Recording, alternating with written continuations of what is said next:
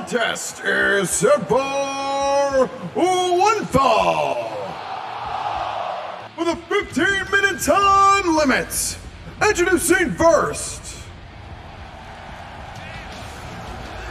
ladies and gentlemen, this is the team of Ricky Flash and the WWA Breakout Heavyweight Champion, AR Legend.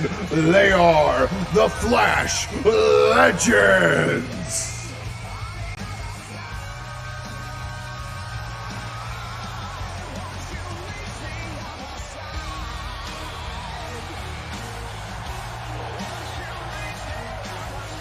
Big way to kick off Mother's Day Madness. The Flash Legends taking on the Sexy Bitches. And their opponents. Ladies and gentlemen, they are the team of Chad from Finance and the Holy One, Mex Kid. They are the reigning, defending WWA Tag Team Champions. This is Team Sexy Bitches.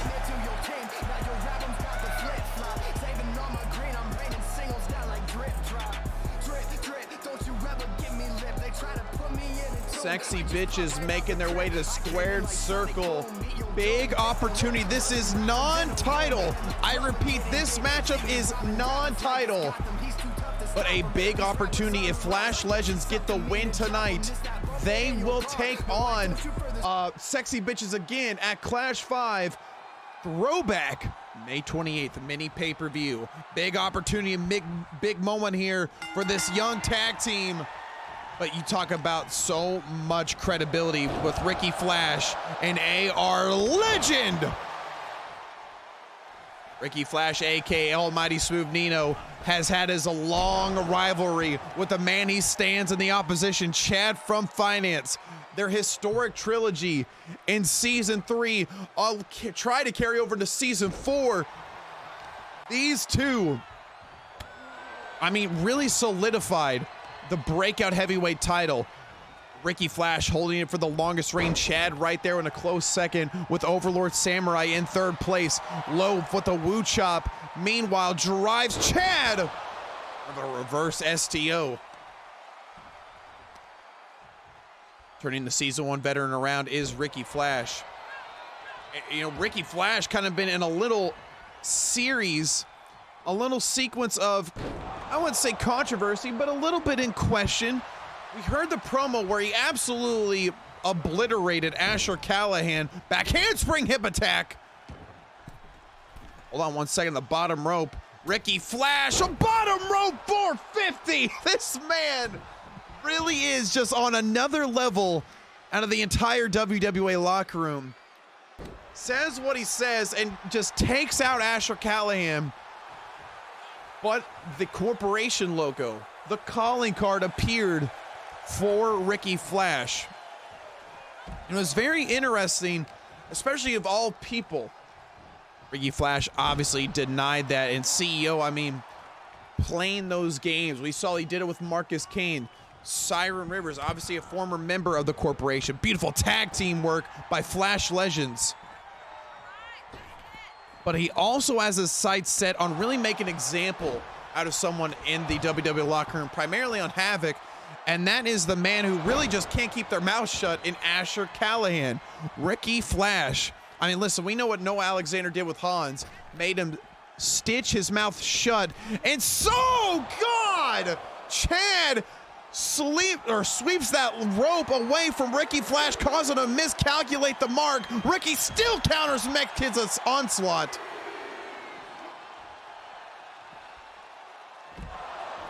But Ricky, while trying to take care of Asher Callahan, trying to weather this storm of the corporation reforming, you've also got someone, his tag team partner, AR Legend, that's dealing with a huge storm, a personal dealing with Lethal Wire. Yuji Nagata may still be in the hospital. Minoru Suzuki banged up, all at the hands of Lethal Wire. And we're going to have more comments in regards of AR Legend and Lethal Wire. But we talked about this as, hold on one second. Meanwhile, Ricky Flash with pegging order. Chad is down. Here comes the opportunity to book their shot at Clash. Oh. Only a 2 count. Oh, beautiful striking heel kick. Ricky Flash gonna go up, perhaps with a 630. Locked in, nobody home. Chad counters it. So I was talking about and question the double duty aspect that AR Legend could be facing entering the tag division. He said it wouldn't be a problem, it wouldn't bother him. But I don't think AR Legend calculated the personal dealings of Lethal Wire. And if AR Legend and Ricky Flash win this match and then go to, oh, what a knee by Ricky. Trying to imagine defending the title, assuming against Lethal Wire, but Lethal Wire is indefinitely suspended, and then trying to go for the tag gold. It's just a lot in the psyche of one man in particular, in AR Legend. How he is dealing with that, we'll never know. But it takes a great man to really overcome that mental mind F. I mean, just saying it feels like a tongue twister. AR Legend with the elbow right to the kidneys of El Santo. Season 1 veteran with the corporation rebuilding allegedly. The man who stopped the corporation right there in the black and silver. Mexican defeating the CEO at WorldZY Mania 2. If the rumors are true and the corp is reforming. Oh, how silky smooth was that duck under of a forearm. Someone you can go to, you should go to, is Mex Kid. How to take out the CEO, how to get in the psyche, how to mess with them. Because if anyone got under the feathers of the CEO more, it was Mex Kid. Meanwhile, Chad from Finance pop up. Beautiful Murphy's Law. Cover attempt with the 2. AR Legend a little hesitant, but that might be the lack of experience in the tag division. Meanwhile, Chad was gonna go for that F5, gets countered, but Ricky Flash gets a laceration. Oh, deep in the forehead. Oh, look at the blood pouring out of Ricky Flash. Chad from Finance, though, up and over! Up and over with the cannonball senton, and Chad from Finance gets the WWA Nation on their feet. This is how you kick off Mother's Day Madness, ladies and gentlemen. I hope you're having a happy Mother's Day. Thank you so much for tuning in tonight on this YouTube exclusive episode of the #1 E-Federation on Twitch, the WWA. Ricky Flash covered in blood, bringing Chad from Finance back into the ring. We're gonna go for a springboard. Hurricane Rana connects! Chad's is gotta make a tag, but more importantly, who needs to make that tag is Ricky Flash. The perseverance of a second pecking order. Mex immediately with a 1 count breakup. AR Legend looking to throw Mex Kid out, making it a 2-on-1 situation. Crow's landing to Chad from Finance. Will he connect? Crow's landing! Chad is down! Ricky Flash 2! Ricky Flash does not get the 3! Crow's landing to a 630, locked and loaded! Another cover attempt, 1, and Mex is there to break it up! And soon as Mex breaks it up the second time, thrown out of the ring, making this yet again a 2-on-1 predicament for sexy bitches. And now Chad is busted open. The one thing you do not do is bust Chad from Finance open. The blood.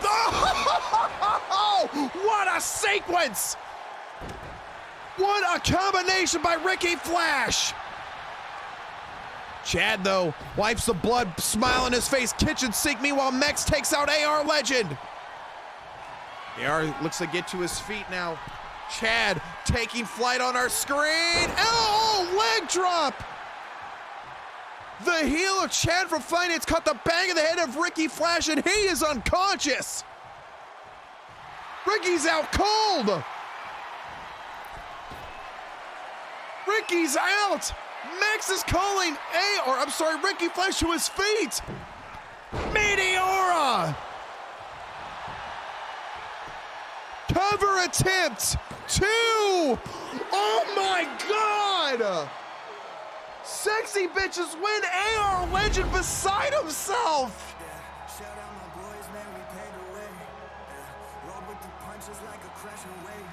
Ladies and gentlemen, the winner of this contest, the team of AR Legend and Ricky Flash. Oh, apologies. No. The team of Chad from Finance and Mex Kid, Sexy Bitches. Apologies, Sexy Bitches with the big win, but I mean, Ricky Flash, more importantly on my mind there, that leg drop, the heel knocking out Ricky. Wow, what a way to kick off Mother's Day Madness. Daniel Wallace taking our Dark Raz. Let's get it on as the rookie Daniel Wallace picks up the Season 1 veteran. The Snake Eyes attempt. Now, Dark Raz, we really don't know about why Dark Raz has become Dark Raz. The mask, the dark camouflage, what a V-trigger. But what we do know is he is the embodiment of Never Give Up, the man who built the ZY Cruiserweight division. Raz has done so much in his 5 seasons with the WWA, but this dark demeanor, this dark turn he has taken to, I mean, I don't know if it's a code of silence. I'm not sure where Dark Raz lies within. I'd love to get more detail about it. Speaking of more detail, Nation, we got some breaking news over the past couple days. Daniel Wallace will go one-on-one versus Dirk for the hardcore title. The loser of that match, I didn't realize the camera's off. The loser of that match will be in an animal costume for what, 2 weeks, I've been told. 2 WWA episodes. So, first off, let me further elaborate. It's not 2 consecutive weeks. They have to wear that for 2 shows. Whether it's a turkey, whether it's a bunny rabbit, I don't really know. The winner gets it aside. Oh my God, what a super kick by Daniel Wallace. This match really is all or nothing. You either win the hardcore championship or you suffer the ultimate humility. Daniel Wallace may not make it to May 28th Clash 5 throwback as Daniel Wallace with the big man up the top. Oh my God! Diving Famouser! That is a big man crashing on the skull of Raz with a, going for a driving knee. Raz thankfully gets out of the way. I cannot believe that the Bird of War spread his wings and he really did learn how to fly. Daniel Wallace has got to be damn near 300 pounds, up and over. Lands some mind games here. Speaking of mind games, coming up next, we have breaking news in regards to AR Legend and Lethal Wire status. What a lariat by Daniel Wallace. Daniel Wallace, one of those rookies who immediately tried to cut the line of everybody and said, hey, give me a shot for the IC title. Hell, I'll take anything. He wanted championship status. He wanted to cut the line to be the top and got scoffed at by really everyone in the WWA locker room. Took a step back, realized, hey, listen, I need to earn my stripes here in the locker room. This is a different era. One-handed around the world with the face buster. Going for a cover attempt now is Daniel Wallace with the 2. 2 count. And Daniel Wallace was off of 2 weeks.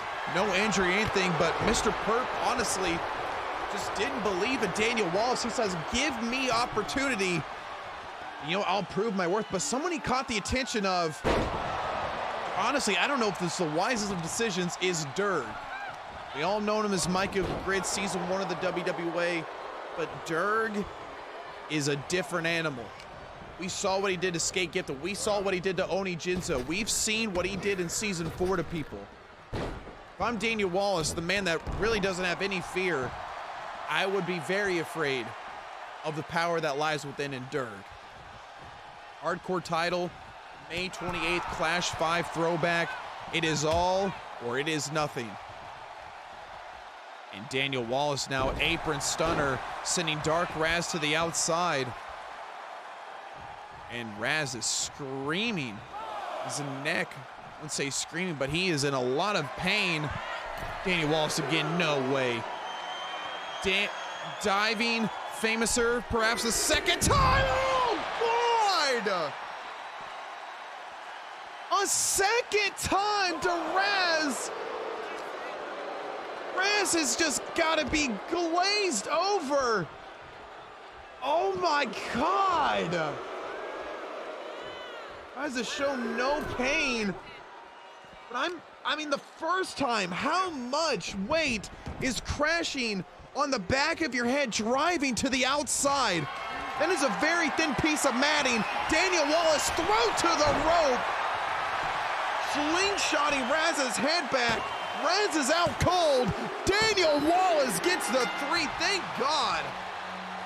I have some underlying injuries for Razzleton, and that is a huge message to Durg, courtesy of the rookie Daniel Wallace. Ladies and gentlemen, the winner of this contest, this is the Bird of War, Daniel Wallace.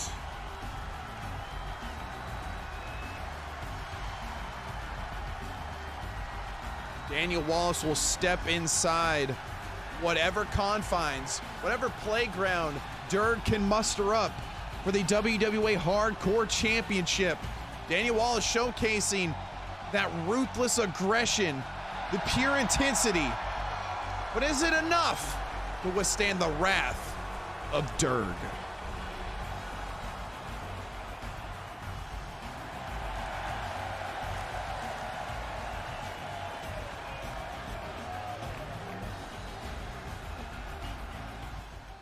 We're going to take a pause from the action right now because we have had a rivalry that has lasted a short time, if you don't count what's carried over onto Season 4 into Season 5.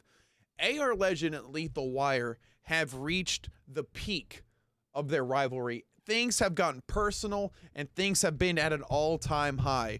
If you guys have, make sure you go to !Discord or go to my twitch.tv/WorldZY. Go to Discord and head over to the Pipe Bomb section, the promo room here.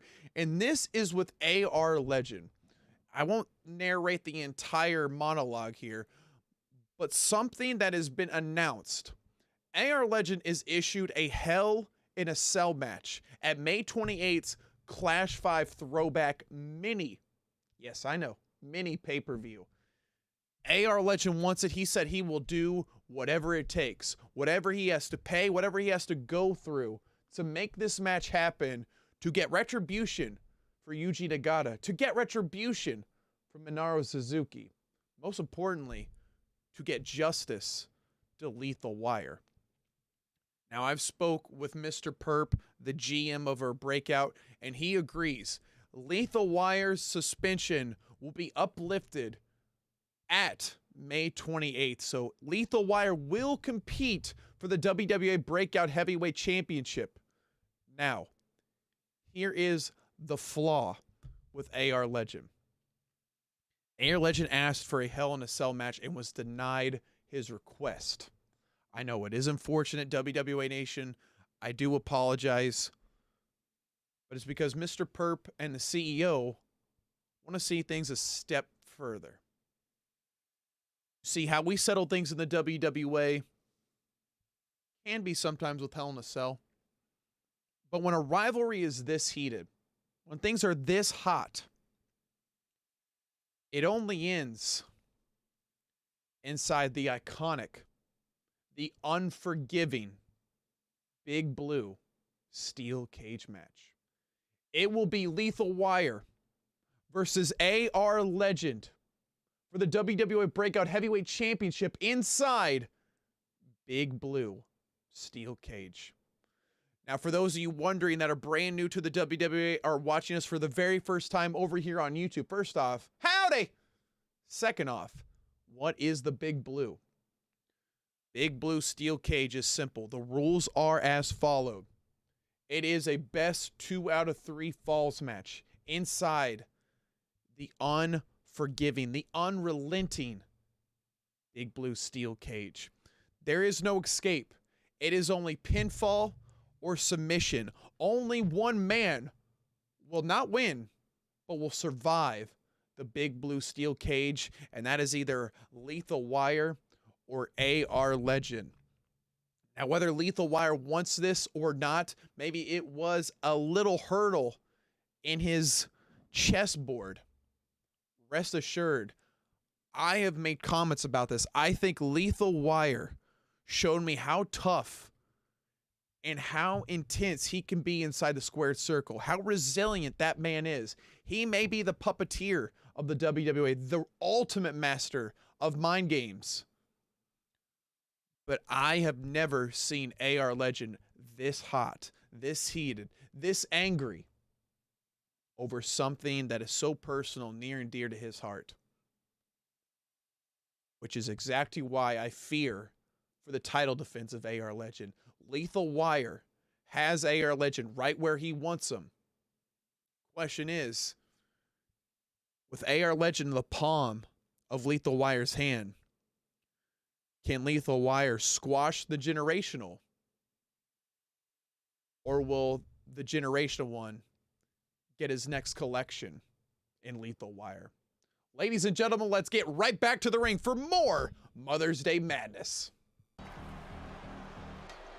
The following contest is set for the 20-minute time limits. Introducing first, making her way to the ring, she is a Season 1 veteran of the WWA. This is Siren Rivers.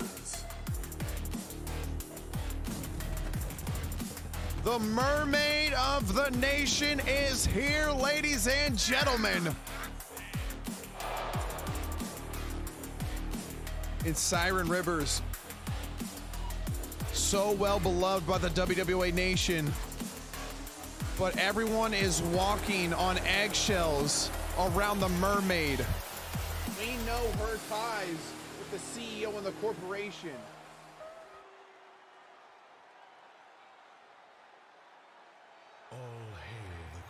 And her opponents.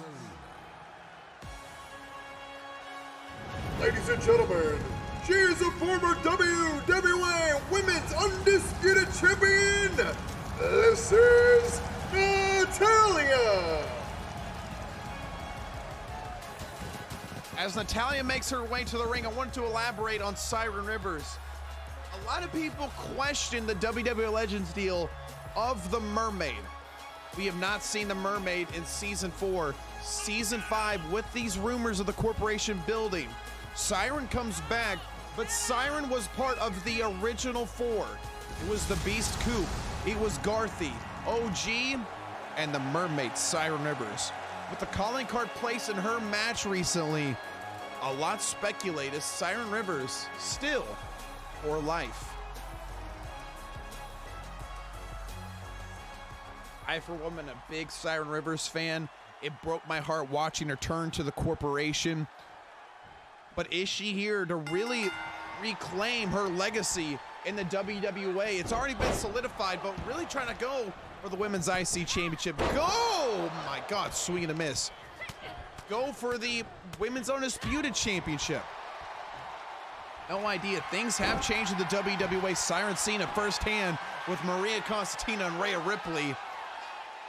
Listen, I would love the Siren Rivers of good, but just like a mermaid, don't get too close or they will get you. Turn around, DDT! Siren, back-to-back DDTs to Natalya here. Quickening the pace, blowing a kiss. Siren Rivers loves to get in the psyche of her opponent. Standing shooting star press, still has that athleticism. Didn't skip a beat. Shooting star press from a standing position to a standing Spanish fly. I mean, you talk about the tempo here of Siren Rivers. Siren goes right after looking to smother Natalya. Natalya, though, fakes the runaway, turns it to a zigzag. Natalia, pound for pound, one of the strongest women in the WWE locker room today. Top 3 easily. And we've seen her power. She has beaten, well, in a triple threat scenario, beat Nina Rose and Aurora Ember to become women's Havoc champion at the time. And Natalia had a very brief run as women's Intercontinental champion. Natalia has been there and done it before. Siren Rivers definitely paved the way for women like Natalia, women like Maria Constantina to run freely in the WWA today. A 1 count. Natalia now taking it to the Mermaid with a series of rapid fire right hands. And now a knee to the side of the head. Going down, Siren Rivers are gonna roll out of the way. Natalia quick to follow her. And now a crossface to the outside. Siren Rivers on a return match had to tap out. And a lot of controversy surrounding that match. But a little PTSD perhaps for Siren Rivers right now. Breaking free from the crossface, collar elbow tie up, throwing Natalia inside the squared circle. Siren Rivers had that one fatal move that eliminated everyone in the locker room back then and could be today with the whiplash. Will it be executed tonight? Cover attempt! Siren definitely sticking to that no selling. They always say no sell like Siren. Trust me. It all started with the springboard super kick early on in WWA, delivered by the best bout machine Brie. Ever since then, it's now a classic trademark here in the WWA. Natalia now looking to roll through, step back, super kick! Looking to break 3 teeth of the Mermaid here. Cover 2! Siren was trying to quicken the pace, and Natalia's offense has really been working, slowing it down and smothering the WWA legend here. With the Darce choke to Siren Rivers. Siren's got to battle out of it right now. Had her lost in season 5 to submission, she would hate to be 0 for 2 in the submission game right now. Siren's flailing around her. Natalia's got it in place, but Siren breaks free. 3 shots to the abdomen. We're gonna go for a springboard. Diving crossbody connects. And now knee to the midsection, right hook. Beautiful pay dirt. And now there's a mixed reaction from the WWA here. Cheers and boos. More importantly, can people trust the Mermaid? Even then, as much as I love Siren Rivers, I just don't know at this time. I mean, Siren's trying to get WWE Nation. But just don't know. Oh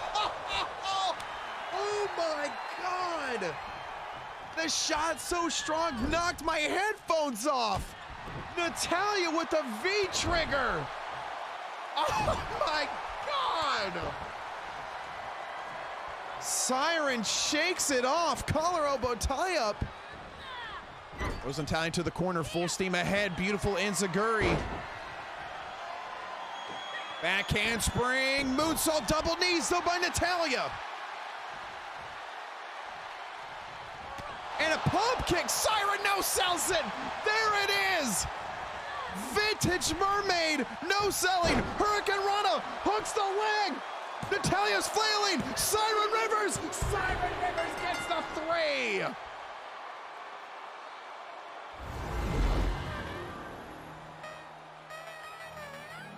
Ladies and gentlemen, the winner of this contest, this is the Mermaid, Siren Rivers. The no sell, the Hurricane Rana, 1, 2, 3.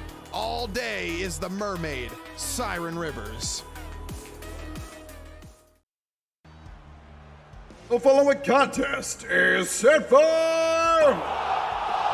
And this is the main event of Night 1. Introducing first. Ladies and gentlemen, he's a Tier 1 Grand Slam champion of the WWA.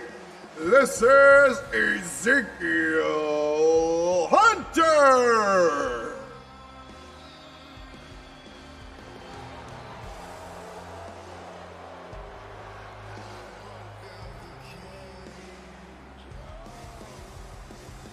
This rivalry, although sporadic, got hotter than the sun.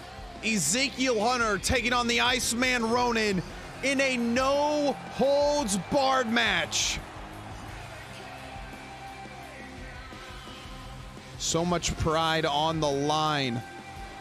After coming off a rough Season 4 ending at WorldZY Mania 4, they need this match to leapfrog their status into Season 5 of in WWA. Both have credible resumes, don't get me wrong.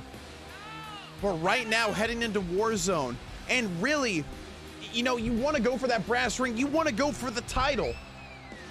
This match is the launching pad, arguably, for Ezekiel Hunter and the Iceman Ronin tonight.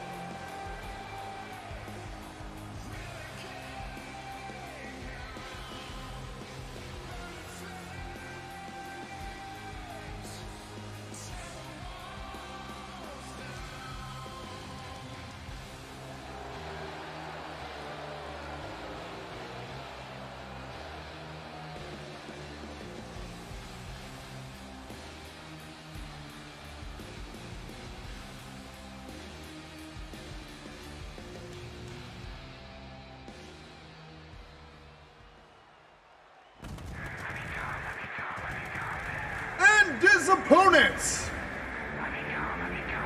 from the Isles of Hawaii. He is a former WWA Intercontinental and Havoc Heavyweight Champion. This is the Iceman Ronin.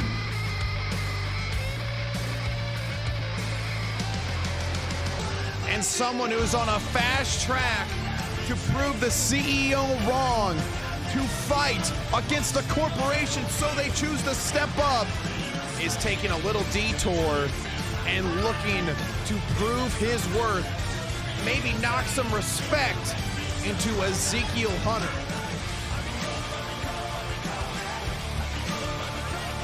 Every match that Ronin faces, every match that Ronin takes part in, there's so much on the line, not in terms of win or loss, but in terms of proving the CEO wrong, that he is that good, that he deserves to be here in the WWA. He deserves the main event spotlight. They say pressure makes diamonds, and Ronin is being put through the ultimate pressure cooker.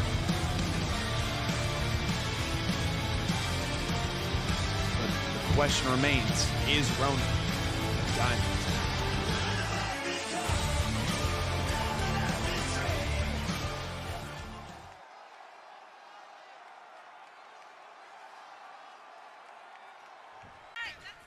It's main event of night one, Mother's Day Madness. Ezekiel Hunter, the Iceman, Ronin, no holds barred, and a power bomb by Ezekiel Hunter to kick things off here. These two on a collision course in Season 5 towards one another. The back and forth jaw-jacking. The Ronin suffering a very humiliating Season 4, I guess you call it a loss at WorldZY Mania 4, and then to not even be picked or drafted in the draft for WWA Season 5. Ronin has been through a lot emotionally and mentally already, and we're not even, we're just at a month in for Season 5. Ezekiel Hunter, though, kind of in the same boat, had a very strong relationship with Lucha Freddy, has his back turned, betrays Ezekiel Hunter, and Fred I gets the big win over Ezekiel Hunter at WorldZY Mania 4. Both have everything to gain and everything to lose tonight, but only one man will walk away victorious. And Ronan gonna go for a release power bomb to the outside. There goes Ezekiel Hunter, and Ronan leapfrogging to the top. Ronan calling Ezekiel Hunter to the top rope. Ronan, oh, what a drop kick. Zeke still gets up though. Ronan is gonna showcase how tough this man is. Former WWA Havoc Heavyweight Champion Ezekiel Hunter, a Tier 1 Grand Slam champion. Both have very credible resumes in their WWA tenure. But this match, when we saw this thing brew over, how much intensity, how the feud boiling at an all-time high.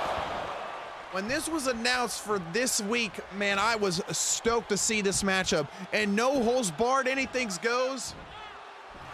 We're gonna see what transpires, but these guys are already just teeing off on one another. Ezekiel Hunter gets right back in the ring, takes a moment to compose himself.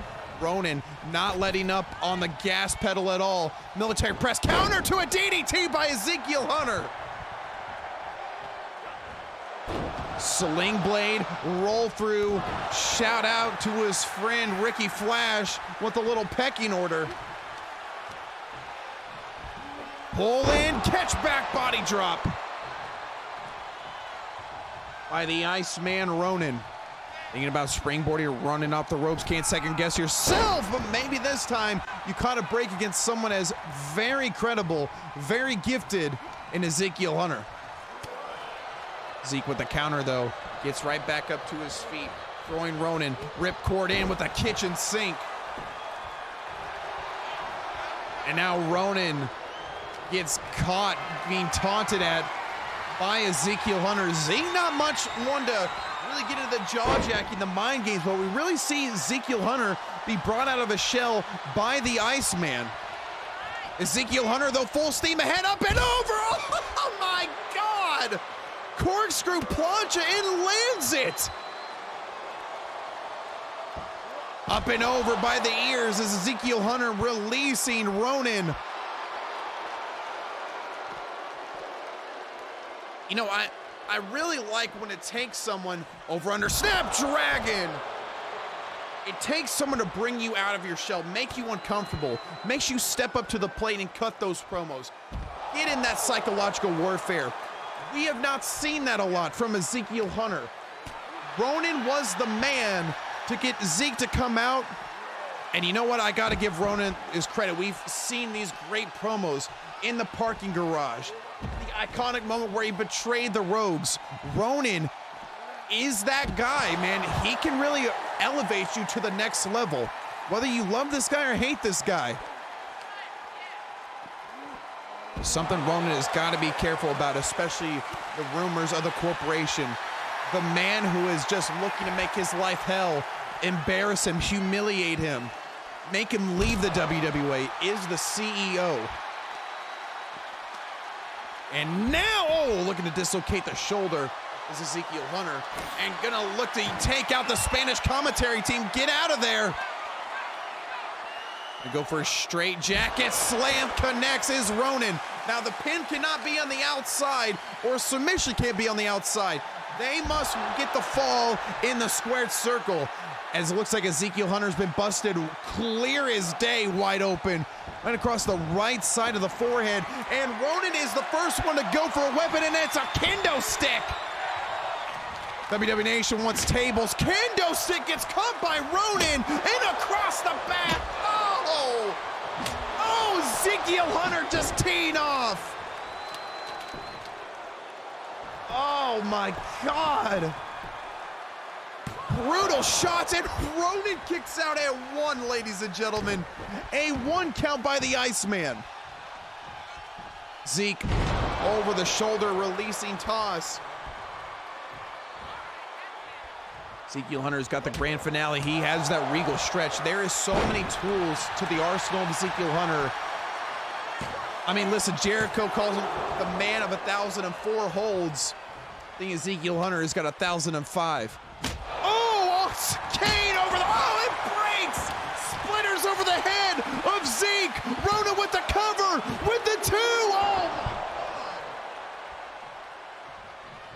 Ezekiel Hunter may have to go to a medical facility and pull out some splinters through his forehead, or even that open wound. Hopefully not. My God, could you imagine a splinter in an open wound? Jesus. Ezekiel Hunter now telling Ronan to bring it. Working on the arm. Master technician is Ezekiel Hunter.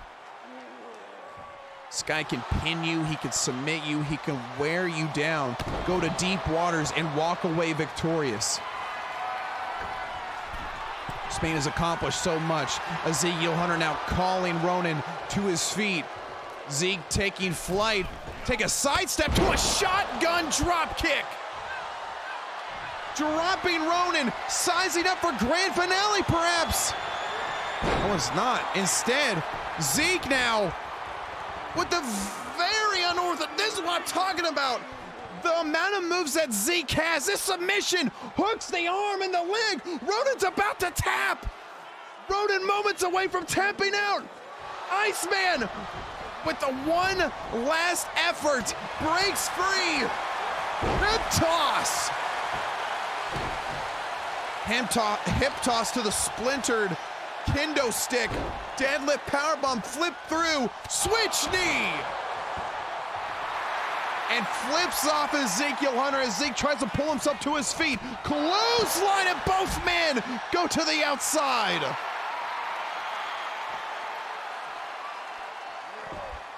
Ronan's aggression is taking over this matchup. Don't get too emotionally frustrated.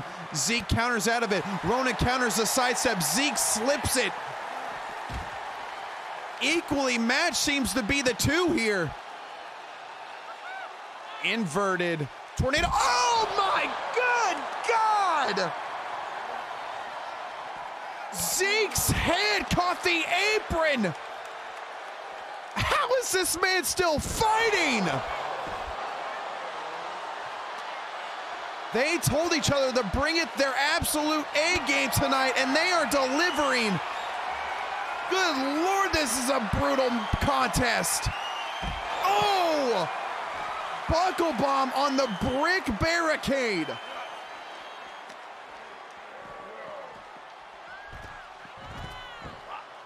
Leaping elbow, that was to the throat of Ronan. Good Lord.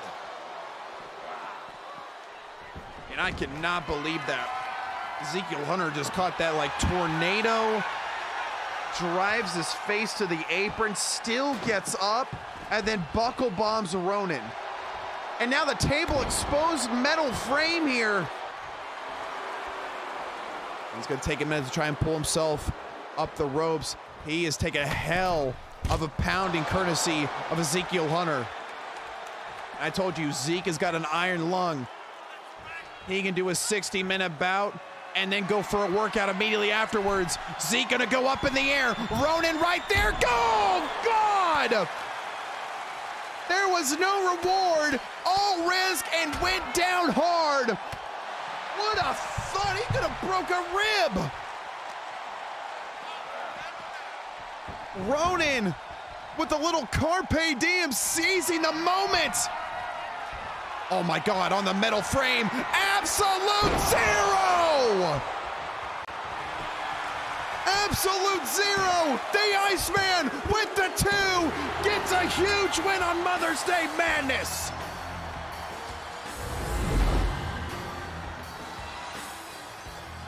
Ladies and gentlemen, the winner of this contest, this is the Iceman, Ronan! These two damn near killed each other, but delivered on their promise. They would give it their absolute all tonight. Congratulations to the Iceman, Ronan. But don't you dare go anywhere, WWA Nation. Havoc is up to bat.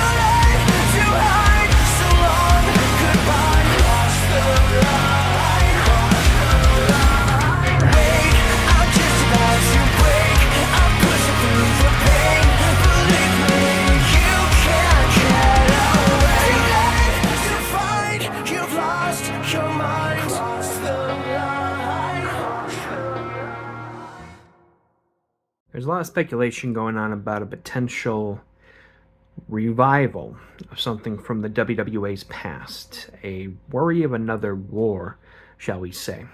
Speculations, logos, a potential for a stab in the back or a double cross, if you will. Look, that has nothing to do with me. I'm not too focused on that right now. The only thing that matters to this Centaur is the Pink Diamond and having that match this Sunday on Havoc. Until then, unless it gets into my business, I will keep focusing on my business.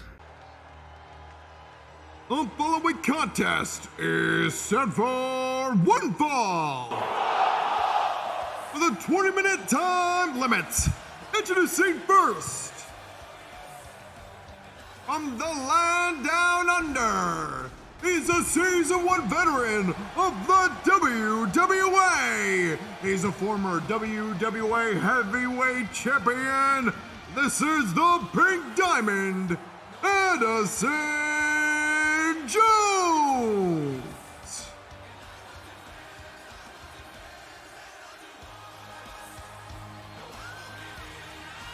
A match requested by Tug Mukow. Perhaps trying to up his stock, up the value, whatever reason Tug has. He wants this match tonight against Addison Jones. Now, Addison Jones may have suffered a loss to Jonathan Slay just a week ago, but make no mistake about it, I think Tug Mukow honestly may be underestimating the sheer credibility that Addison Jones holds. The first ever WWA Heavyweight Champion in the history, multi-time Heavyweight Champion, former Intercontinental Champion. If anyone can go to validity about Addison Jones' credibility in the WWA, just ask Sue.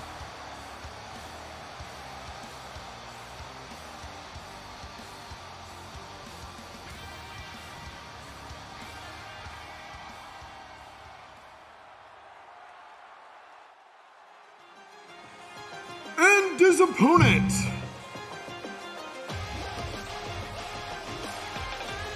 ladies and gentlemen, this is Tug Mukow.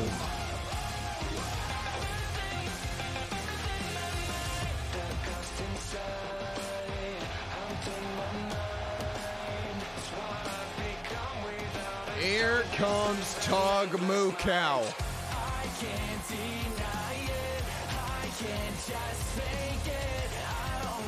And you heard what Tug Mukow had to say in the promo. We may be having a different war upon us than what was endured in Season 4. It was WWA versus CWL. And now, is it the WWA locker room versus the corporation? And someone who's been called into question, believe it or not, of all people, is Tug Mukow. The acquaintanceship, if that's even a word, the collabing of ways between OG Quantum and Tug Mukow. A little friendship may be enkindling,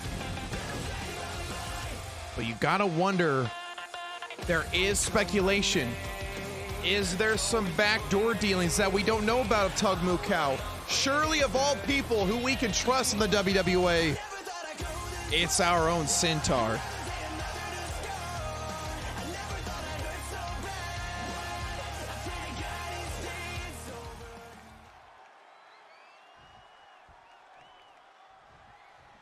It is Addison Jones, Tug Mukow. Let's kick off Havoc's Mother's Day Madness.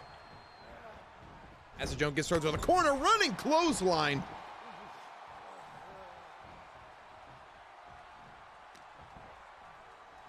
Talked about the credibility of Addison Jones. Tug Mukow has been the shining star of Season 4. Definitely a contender for Rookie of the Year.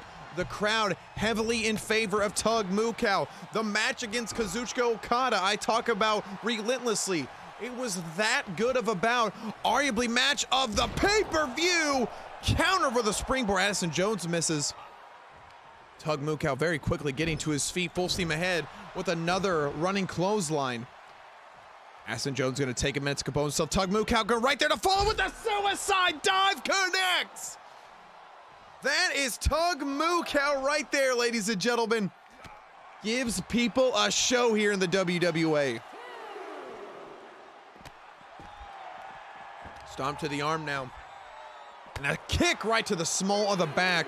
Tug Mukau pulling Addison Jones to his feet. Throwing him to the steel steps. Addison Jones sidesteps, trips over it as a matter of fact. Maybe Tug thinking of something else here. Gonna go for another suicide. Oh, God. Oh. Oh, my God. Tug. Completely missing the mark, trips and falls into the apron. Oh my God, that hurt me.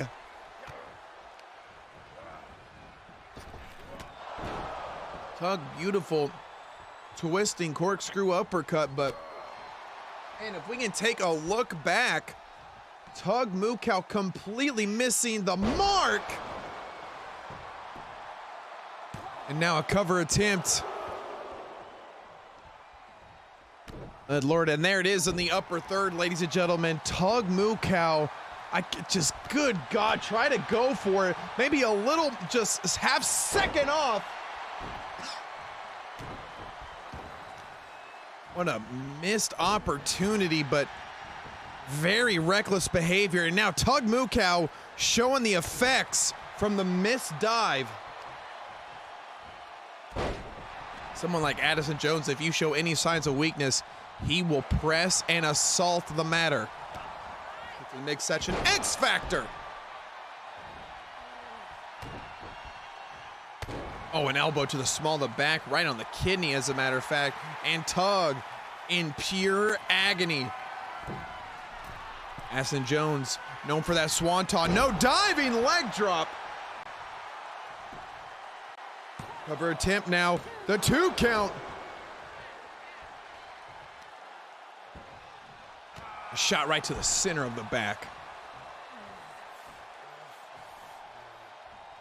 Look at here, Tug Mukau just, the shrugs, the groans of pain coursing through his body, but still carrying on. Grabbing the head, pulling down Tug Mukau, and another shot to the back. Addison Jones, ever since the missed attempt, has been in the complete control. Up, shotgun, drop kick.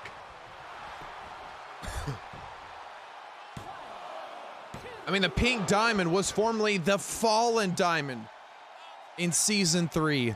The Joker-esque appearance of Addison Jones, but even more so part of the cabal with that killer instinct. You have to believe it lies deep within Addison Jones' core, and has no problem pulling out only a 2 count. As Tug's looking to get it back together, gonna go for a springboard drop kick. Addison Jones gets busted open.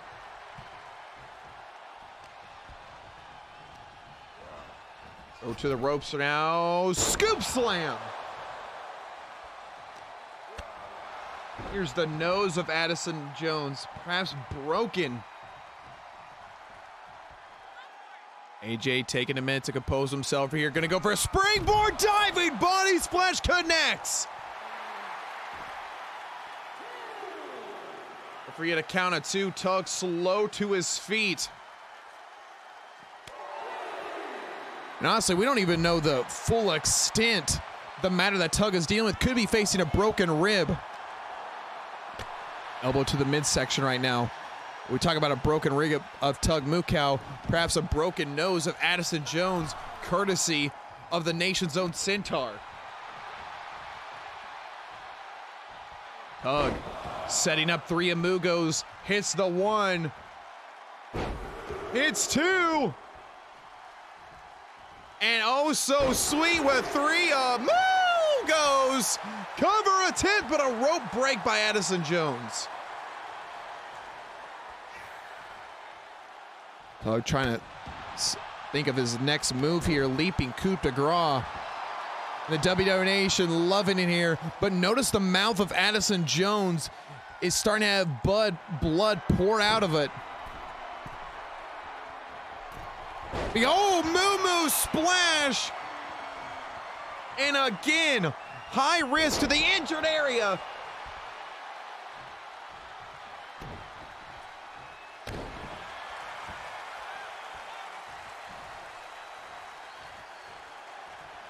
Addison Jones looking to go to the top rope right now. AJ, Swan, Ton, bomb. Oh my God.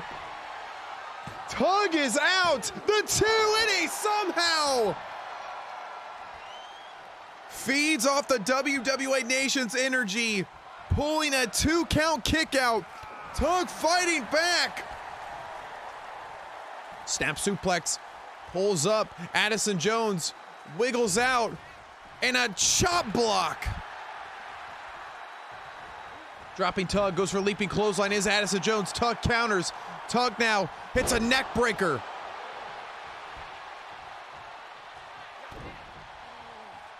Goes for a twist of fate now. Tug, 3 left hooks to the body, right hook to the face, running clothesline. Tug moo cow. Ducks underneath, rebounds, pop-up drop kick. AJ now in a bad predicament. Tug moo cow. We've seen this break 3 fingers of Kevin Owens. The hoof stomps. Tug now again, perhaps gonna try moo splash. 0 for 1. Elbow though connects. Cover attempt, the 2. A 2 count. From one post to the next post, elbow to another elbow. Piercing the heart of the pink diamond. Coup de grace now. Addison Jones rolls through, running forearm, and Tug moo cow now gets caught with some blood. Oh! Spiky DDT, but Tug starting to get up, but Addison Jones just smothering him. Woo chops make it 2. Elbow to the side of the head. The chair's now folded over. Addison Jones sees a Spanish fly on the chairs. Spanish fly on the chairs. Referee now at a count of 5, I believe. Home. 6, tornado DDT. What a counter sequence by the Season 1 veteran. When he chew at a count of 7. Addison Jones now. Snake eyes on the apron. Connects. When he chew at an 8. Tug moo cow dazed. AJ with the 9 count.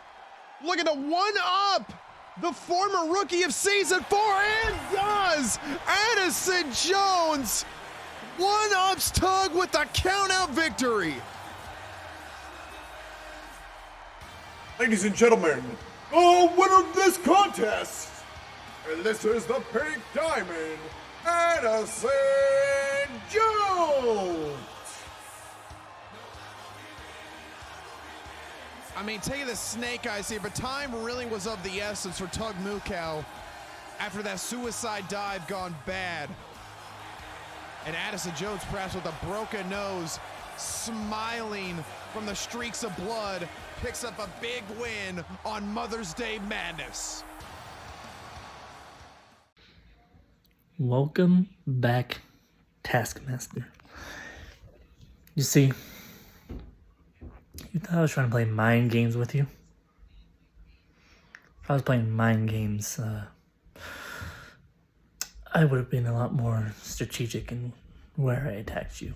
No, Task. That was a message. You think you could come back after being gone for so long and just declare your claim for the Havoc Heavyweight Championship? I'll be damned if I let you just jump the line like that. Think that you could come back after being gone. Just start where you left off. Doesn't work like that, kid. And the thing is, everybody's too nice to tell you otherwise, too scared to put you in your place. But me, no. I will do what I see fit. That includes putting the children in their place. All right, ladies and gentlemen, here we go. It is the Blood Moon God taking on the returning rookie from a minor injury. Twist of fate. Oh my God, right out of the gate. Skate gifted on the return after taking a DDT on a 45-pound cast iron plate. And Sue, just off the frustration you heard in the tenor of his promo. Oh, clothesline to the back. Not even a clothesline, more of a right cross from a springboard cover attempt. Sue feels the frustration. Taskmaster returns to the WWA, takes a loss on his return/debut welcome back match to Jonathan Slade. Sue uses not one, but two dark sides of the moon, and Taskmaster says, "You're not, whatever, no big deal. I'm gonna go for the Unknown's Intercontinental Championship. Maybe I'm gonna go for the Havoc Heavyweight Championship." And something that Sue is beyond pissed about, frustrated more than anything, is that Taskmaster did not acknowledge the Blood Moon God. Even Giovanni Romano acknowledged the Blood Moon God in season 4. Gio knows the intensity, the aggression, the merciful intent that Sue has. Members of the family know the aggression, oh my God, skate gifted, that Sue has. Taskmaster may be playing a mind game that we aren't even sure we can fully understand, but Taz said, not worth my time. And that just rubbed Sue the wrong way. Throw to the rope. Question is, will his performance be kind of skewed? Neckbreaker right now by Sue, but pulls him back. Oh my God, no, he doesn't pull him up to a last chancery. Sue goes from neckbreaker to a last chancery. Very much unorthodox, but seems to be very effective. Skate, as I said, that comes with a counter attempt, right cross to the temple, breaks the grip of the Blood Moon God. And listen, Sue was not, I mean, you have to acknowledge someone that good. Season 4, male overall superstar of the year, the best of the best superstar of the year, one of the longest reigning Havoc Heavyweight champions in the history of the WWA. Sue's resume speaks for itself. And for someone to come back almost a year hiatus and say, not worth it. I almost understand Sue's logic. I can't believe I'm saying that, but I somewhat get it. But maybe Taskmaster realizes it and it's working. Sue, meanwhile, oh my God, to the rookie, skate gifted power, God! Power bomb to the outside. Oh, and an elbow right across the face and throwing the rookie, skate gifted to the barricade.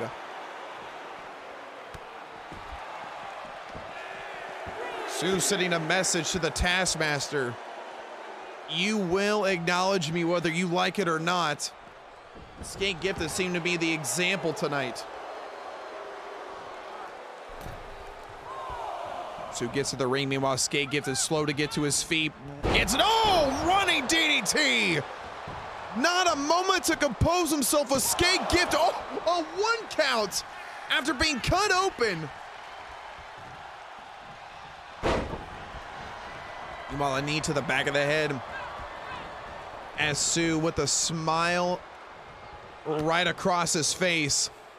Sue now double underhook, pulling up on his shoulder. Skate gifted with a counter, up and over. Skate gifted up and over. Could be the biggest win of his career.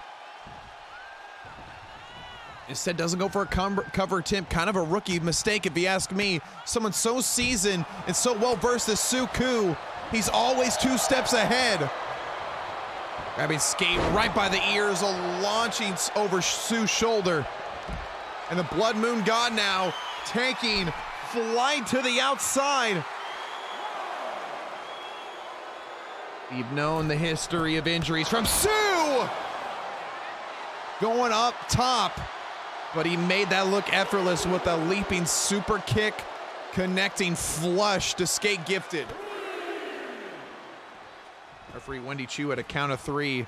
Meanwhile, Shining Wizard, Skate Gifted trips the Blood Moon God now, and now some mind games just pissing off Sue even more. That is not the strategy, kid.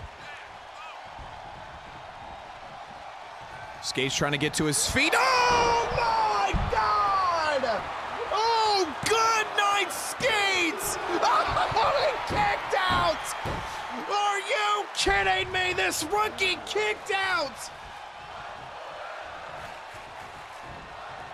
Perhaps the psychological warfare of the Taskmaster is paying off. Sue usually just needs one dark side, but Skate kicks out and up and over is the rookie.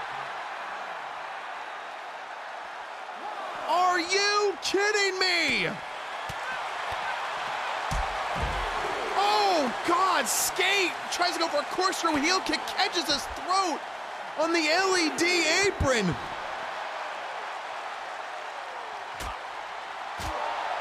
Skate's fighting back with all he's got. Throwing Sue to the barricade now. Referee Wendy Chu at a count of 5. Oh, Fisherman suplex. Referee now at a count of 6. Skate Gifted looking to get back inside the ring. Does not want to end this match via count out. He's looking, that rookie looking to take flight. Sue, meanwhile, buying some time. Throwing the rookie to the ropes now, full steam ahead. Oh, beautiful kick. Spinning heel kick. Dropping the rookie down with the kneeling DDT. Skate still trying to pull himself together. Turning the rookie around. Sue up. Oh God, burning hammer. Burning hammer. And now, mocking the rookie with his own jackhammer. Oh my God! Suku looks dead into the camera. Taskmaster, I hope you're watching. This man is cold-blooded.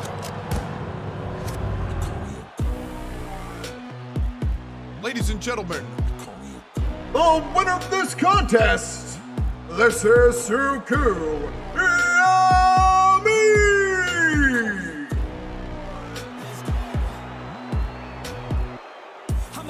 And this match is exactly why you acknowledge the Blood Moon God.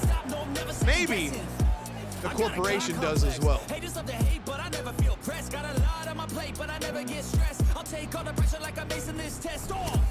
Tear it up like I'm Jason. I see the world like it's ready for the taking. I see this place like a game I'm playing. Straight to the bank to collect my payments.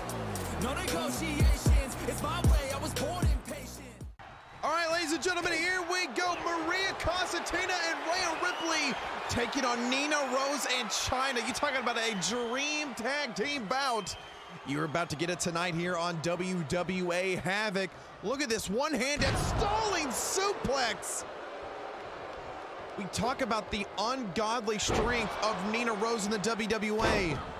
But if you are fans of WWE, you know all about the power of Rhea Ripley. Look at the stomp to the head to the Women's Intercontinental Champion. And a frequent tag. Here comes Maria Constantina. Rhea may be taking a minute here. Nina Rose had to compose herself. Not even 60 seconds, or perhaps baiting Maria in to a snap suplex. Also, we want to thank the WWA Nation's Mother's Day Madness episode by Ghost Energy. Go in the concessions of the Coliseum, get you a dreamsicle. I am. Okay, there's different flavors. Hold on just 1 minute, though. Enough of the ghost talk.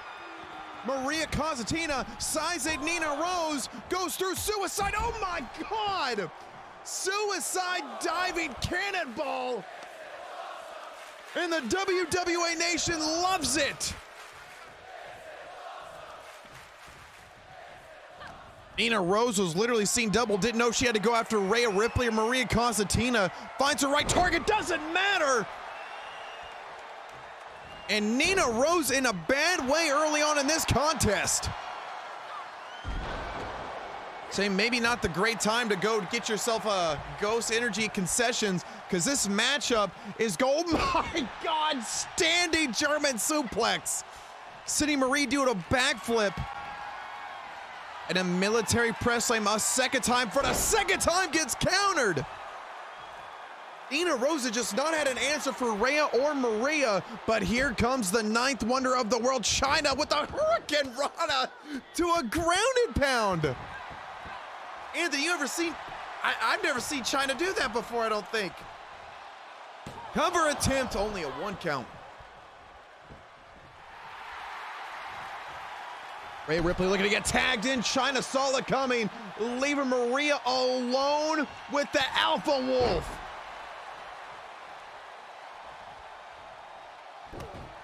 Chyna been an Intercontinental Champion, Women's Champion, the WWF. Gets pulled through to a snap DDT. Cover attempt here, not even a 1 count. I mean, there's always been circulations at the WWA Nation has asked for a women's tag team. Now, I know we've kind of lacked tags in the WWA prior in terms of the women's division, but could you imagine this right here? Nina Rose and Chyna as a dynamic duo, the dynamic duo in the WWA. I mean, would anyone else stand a chance? Maybe Maria and Rhea Ripley, but... And look at this, just trying to step on the foot, blocking the pathway of Maria as Nina Rose talking all sorts of trash. Corner looking to pull through. Gets kicked to the midsection. Maria now goes in. DDT! Maria goes for right haymaker, kick to the midsection now. Stomp in, looking to pop up. That time, Nina Rose connects with that military press abdomen breaker. But here comes the SmackDown or Raw Women's Champ. I don't know what the hell WWE is doing anymore. But a Women's Champ of WWE, Rhea Ripley. Goes for a big boot, pulls Nina Rose in, goes for a shoulder tackle. Nina Rose no selling, gets met with a second big boot. Rhea Ripley has wreaked all sorts of havoc, no pun intended. Cover attempt. Executing Siren Rivers on her debut at Season 5, or I should say the return to Siren Rivers in Season 5, Rhea's debut. And then Nina Rose versus Chyna for the Women's IC title was interrupted by Maria and Rhea Ripley. These two women are an absolute warpath to execute every woman in the WWA locker room. You know, if some have tried to eliminate the locker room, they've tried to make it their domain. Few have tried, everyone has failed. But who's got the best attempt? Maria and Rhea Ripley.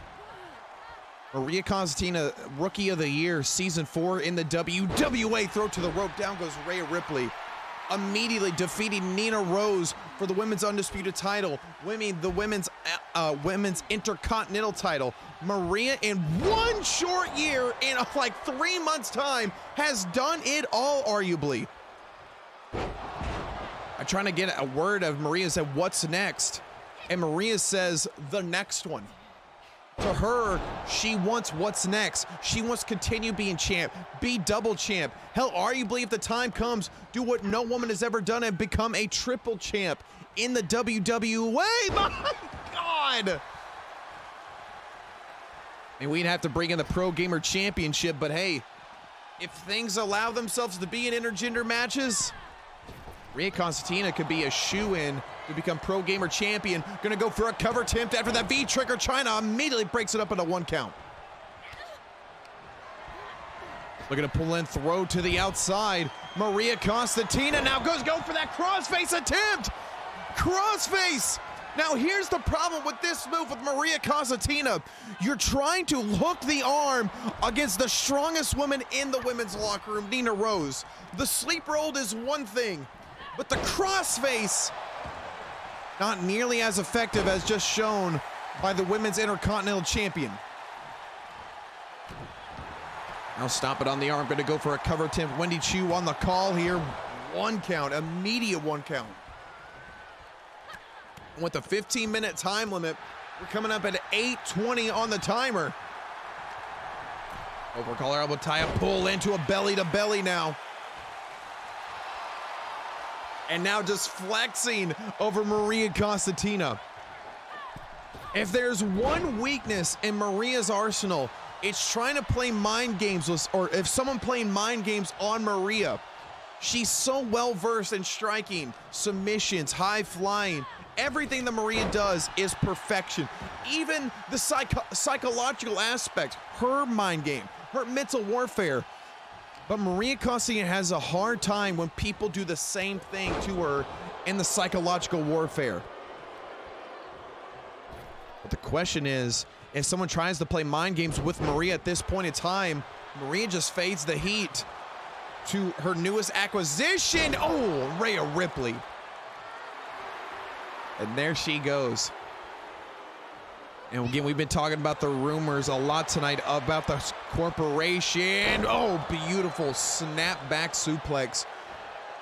I made similarities, comparisons from Maria Constantina and the CEO. You gotta imagine if the corporation is rebooting, Maria Constantina could very well be a shoo-in for the corporation.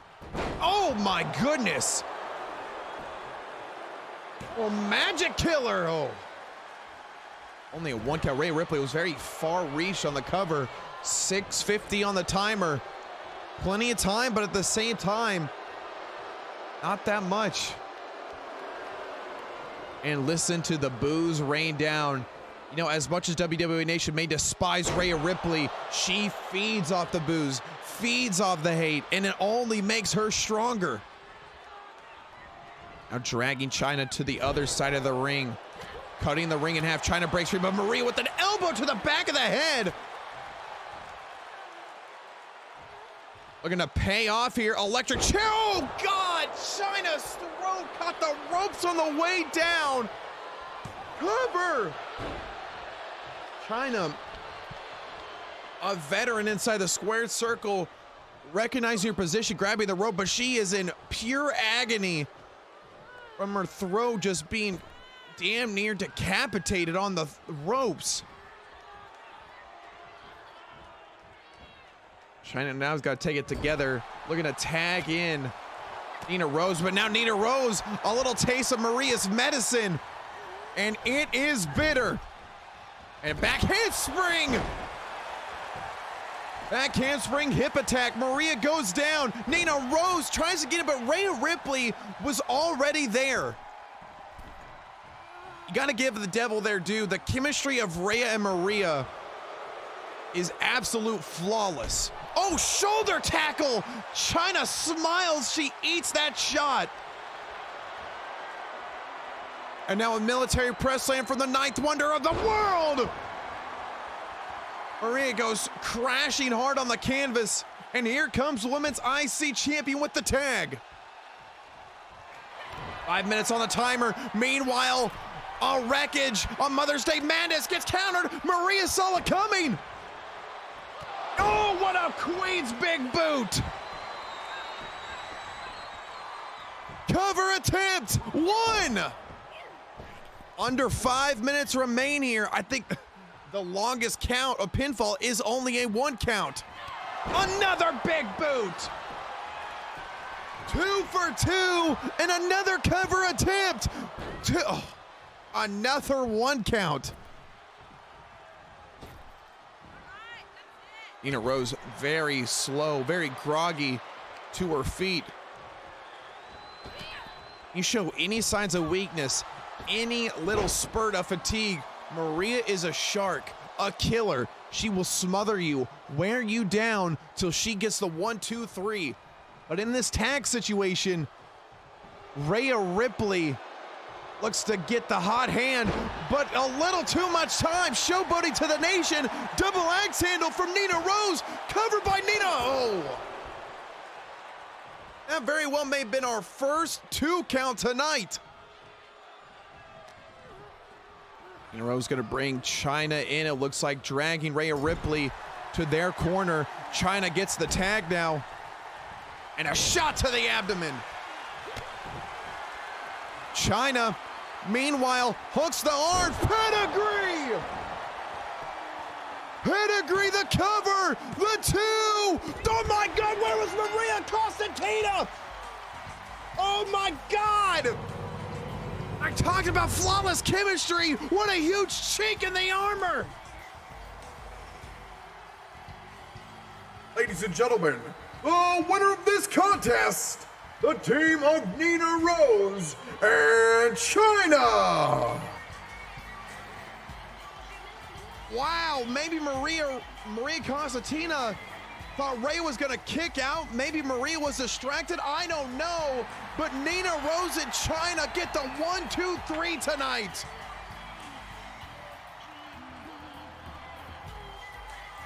Big match, big win on Mother's Day Madness. The following contest is set for one fall with a 20-minute time limit. Introducing first, he's a Season 1 veteran of the WWA. This is Last Rhino Standing.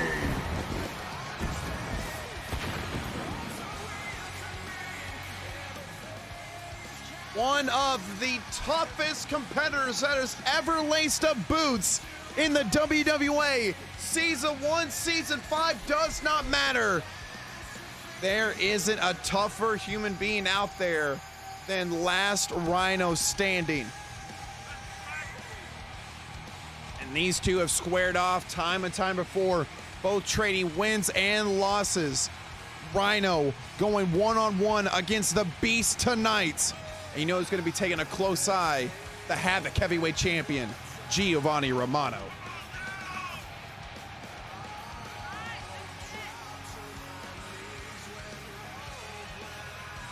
Rhino suffering a very catastrophic injury, almost losing his entire career, hell, almost losing his life from that fall.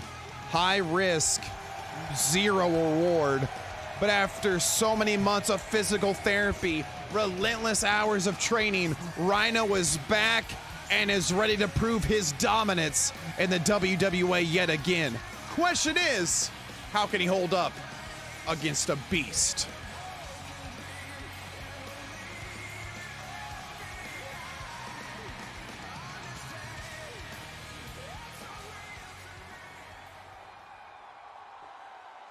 And his opponents.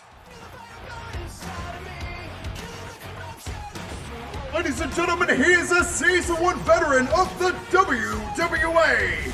He is a former WWA Havoc Heavyweight Champion, former Tag Team Champion. This is the Beast, Coop.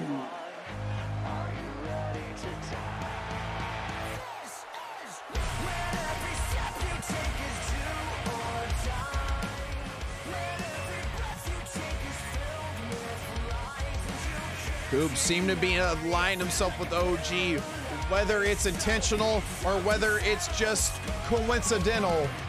Besides the fact, the Beast is #1 contender for the Havoc Heavyweight Championship and will take on a former friend and foe, Giovanni Romano, May 28th, Clash 5 throwback. I've said this before and I've said it to this very moment. This is the prime era of the Beast Coop. And I think Giovanni Romano knows it.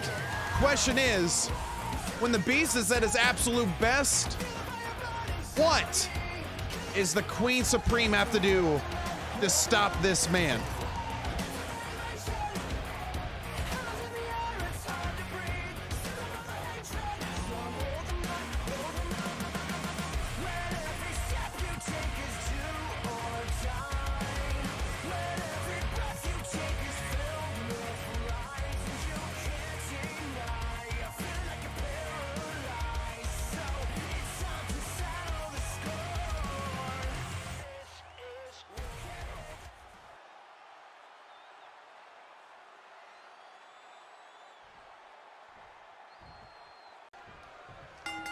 ladies and gentlemen, here we go. Last Rhino standing. A huge friend in Giovanni Romano's camp, taking on a former friend, a former member of the family, the Beast Coop. It will be the Beast Coop taking on Giovanni Romano, May 28th. Clash 5 throwback. What a super kick by Last Rhino standing. These two have had so much war, so much history. Rhino, a season 1 veteran. The Beast, a day 1 season 1 veteran in the WWA. They have shared wins and losses back and forth. Rhino now up on the top rope. Kind of a high risk taker. And Rhino almost lost his entire career, much like Giovanni Romano last season in the WWA. Catch power slam. Look at the strength of Rhino. Absolute stud of a human specimen. While the Beast with a running clothesline, dropping Rhino down. Right hook, left one. Coop going like Mike Tyson with those haymakers, dropping Rhino with a clothesline, turning him around. And the Beast with a knee to the temple. As I mentioned before, Rhino kind of being a high risk taker, almost lost his career trying to leap to the outside against Sub-Zero Ronin, out for a long time in the WWE. Damn near to come towards the very end of season 4. But Giovanni Romano was one to able to help pay for the expense of Last Rhino standing. Don't quote me on that. But Rhino needed some serious help, some serious physical therapy to even get back to a normal state of living. His condition to be in pro wrestling again, I mean, I'm still not even sure to this day. He's probably not going to tell you the truth, honestly. And why should he? Rhino wants to be in this. He loves this business. But the Beast looking to eliminate Rhino. And a cover attempt now with a 2 count. Last week, we had the Beast and OG take on the Unknown and Giovanni Romano, both going to a 15-minute time limit draw. The question remains, though, we've talked about OG's controversial past in the WWA before, and I want to pose a question to the WWA Nation watching at home. If OG is in the corner of the Beast Coop, if the corporation is back, can Coop, oh, beautiful, goes for a heel hook.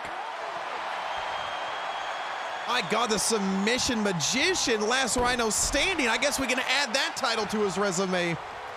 I go back to what I was saying. Can you trust the Super Saiyan with that Havoc buy-in briefcase? Because I want to take you back to WorldZY Mania 3. Hell, I'll take you to Last Survivor at Season 3 of the WWA. It was the Renegade, what we now know as Ezekiel Hunter, taking on the Beast. But OG cashed in with the briefcase at the time. Up and over, leaps. Oh my good God! Last Rhino standing. Oh my God, he leaped to the top, balancing. Maybe this Rhino is at 100% after all. Anyways, I apologize. I'll get back on track here, WWA Nation.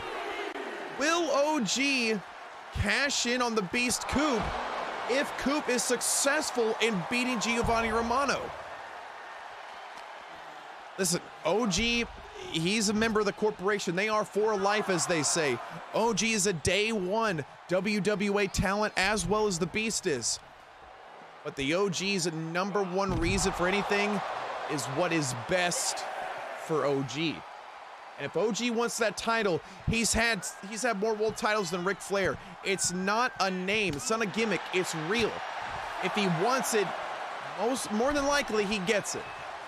And that is what I pose the question to the WWE Nation at home. Can the Beast even trust OG Quantum Strike? Pulling in collar elbow tie up. Gonna go for a scoop slam here. No turn around. Snake eyes the Last Rhino standing. Known as Coop's Arsenal is taking out the head and neck region, the formerly injured area of Last Rhino standing. Strategy is working pretty well now. And we're going to see Giovanni Romano, as a matter of fact, up next in a huge main event taking on Fred Dye. But the question I pose is, Giovanni Romano, does not have a lot of friends in the WWA locker room. He is an army of one with the army of the WWA Nation. I know that sounds a little contradicting, but ask everyone at home. They are a big supporter of the Queen Supreme, the Havoc Heavyweight Champions. A spear! Rhino says Olay, and a swing and a miss from the Beast Coop. Going to the ropes now. Oh my God, that shot was almost below the belt. Pull in, what a releasing German suplex. And Romano trusts the unknown. Can Giovanni Romano trust Last Rhino standing to be there at Clash 5? Or, I said Army of One, is Gio gonna go in this and do it all by himself? This is not the same Giovanni Romano that we know in Season 3. This is not the same guy, arguably kinda in Season 4. He's a changed man. He's seen it, he's proved it time in and time out towards the halfway mark, towards the very end of Season 4 in the WWA. Romano has changed. Oh God, what a spear out of nowhere! The cover, the tool! Only a 2 count. But Romano's fatal flaw, his Achilles heel, is his stubbornness, his pridefulness.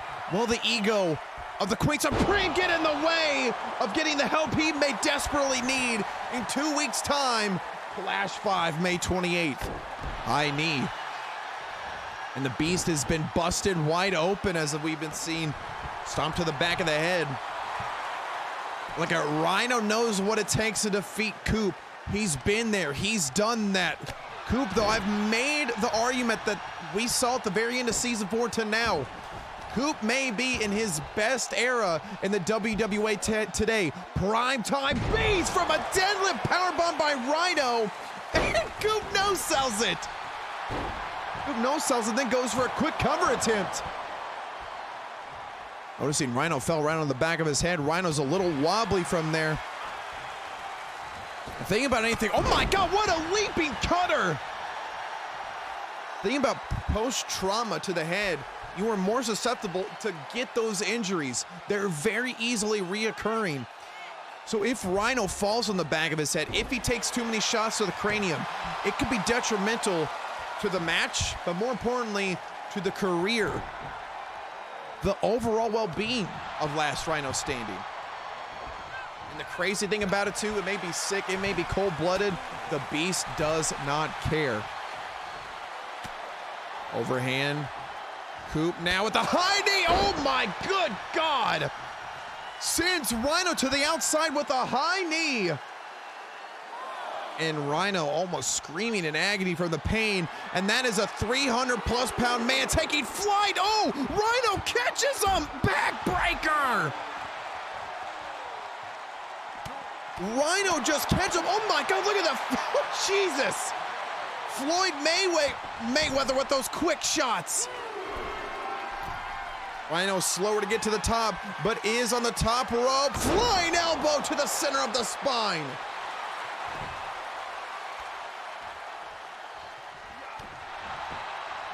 And now Rhino looking to pull the Beast up. Coop is dazed. And look at the strength. You talk about, look at the strength catch. Oh, Jesus. Catch spinebuster. The sheer intensity of Last Rhino standing is just awe-inspiring. Coop counters a jackhammer, turns it into a suplex attempt. Coop succeeds, and now Coop is gonna send Rhino perhaps back to a hospital bed with the last ride. Oh, wow.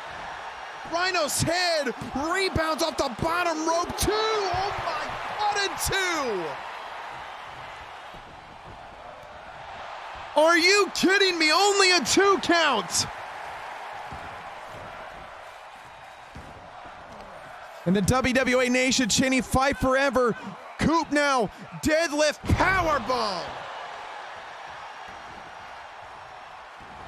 Rhino army crawling himself, trying to pull himself to the bottom rope. Meanwhile, Coop, go, good Lord, with a drive-by. Rhino may be seeing triple, if not more. Coop sets him up now. The greatest move of all time, brought in from the season 1, day 1. The head, neck, and chin lock. It's effective here in the WWA. Rhino with a counter now. Rhino taking his spot, going full steam ahead. Clothesline, sending Coop over the top rope.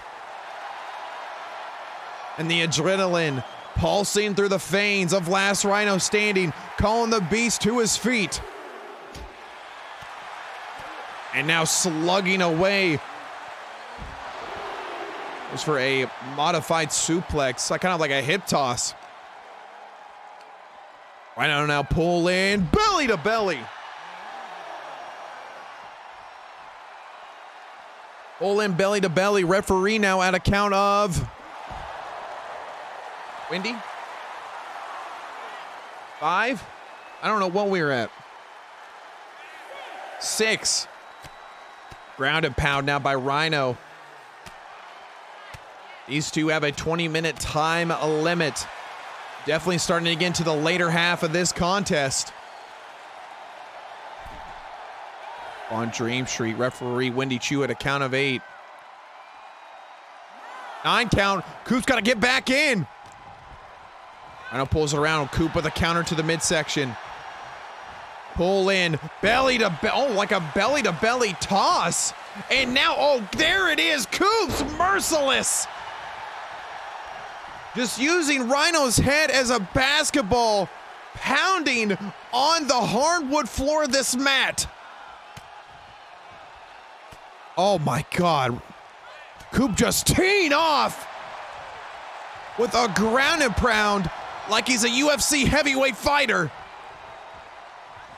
Rhino still just trying to muster the courage to pull himself up to his feet. Coop, right haymaker, and Rhino goes right back down to the canvas. Stop right to the back of the leg. Rhino is wobbly. The Beast says the end is near with a spear. Kick to the midsection. Talk about adding more. Oh, no! Adding more injury already to Rhino's head and neck region. That far-legged DDT by the Beast may as well end Rhino. And the Beast gets a dominating victory tonight. Ladies and gentlemen, the winner of this contest, this is the Beast, Coop. And there you go on that replay. The far-legged DDT. I mean, Rhino just spiked right off the canvas. No way to defend himself, crashing on his head. Coop easily with the victory. And if this is what Giovanni Romano has ahead of him in 2 weeks' time, May 28th, Romano may very well lose his Havoc heavyweight title to the man on your screen, the Beast, Coop.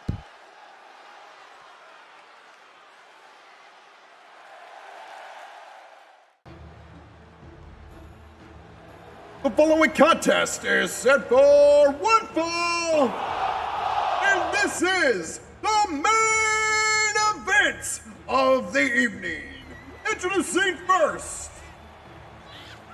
ladies and gentlemen, with over 2 decades of pro wrestling experience, this is the former WWA Tag Team Champion, Red Dye.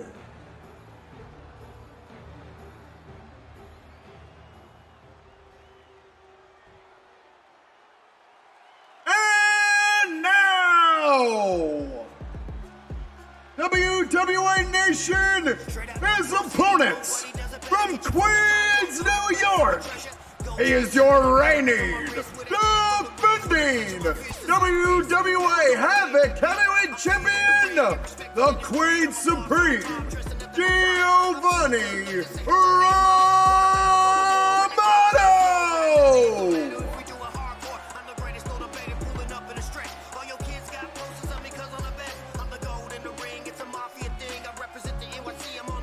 We saw the dominance displayed by the Beast, and now it's time for the champ to showcase his credibility tonight.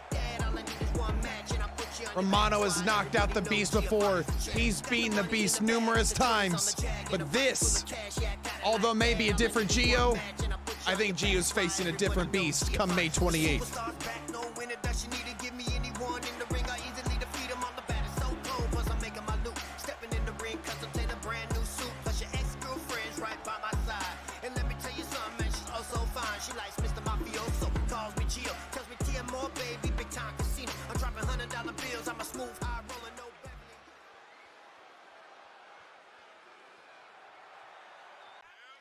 All right, ladies and gentlemen, here we go. This is the main event of the evening. Fred Dye taking on the Havoc Heavyweight Champion, Giovanni Romano. And this is Mother's Day Madness. We hope every single person has had a happy Mother's Day, has enjoyed tonight's WWA stream. The #1 E-Federation on Twitch is Giovanni Romano slapping the taste right out of Fred Dye's mouth. Fred Dye has been undefeated since coming out to this new persona, defeating Ezekiel Hunter at WorldZY Mania 4. Can Giovanni Romano maybe knock some sense back into once known as Freddie Mercurio, Lucha Freddy? Two-decade pro wrestler gets clothesline over the top rope. Giovanni Romano has his sights set. Up and over with the Spaceman Plancha. And the crowd here tonight already on their feet with "This is awesome." Not even 2 minutes into the contest and a second kneeling DDT. Giovanni Romano will be going up against someone he knows all too well at May 28th, Clash 5, the Beast Coop. Only it will be for the Havoc Heavyweight Championship. Season 4 of the WWA. We started actually with the rivalry of Coop and Giovanni Romano. 1 year later, Season 5 of WWA. Things are definitely amped up a little bit more than last year, with the allegiance of the corporation playing a factor. OG having that Havoc buy-in briefcase at the helm, ready and lurking. Giovanni Romano may only have 1 or 2 friends that he can rely on, but can Giovanni Romano trust his friends?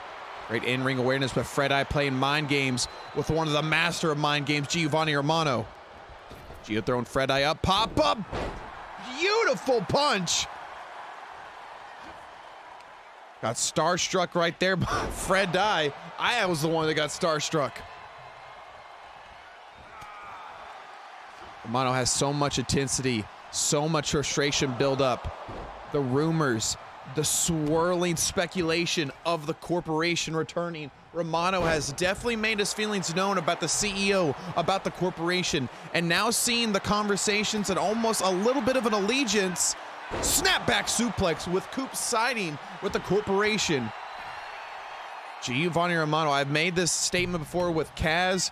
Gio has got to be careful. Whatever strategy he has heading in to Clash 5, he needs to be that much more prepared in 2 weeks' time, May 28th, 3 p.m. EST. Punching Fred Dye right into the barricade now as referee Wendy Chu begins the 10 count. Fred Dye, running Bulldog, busts open the champ. Fred Dye with a big gash right across the forehead to the Havoc Heavyweight Champion in a bad way here.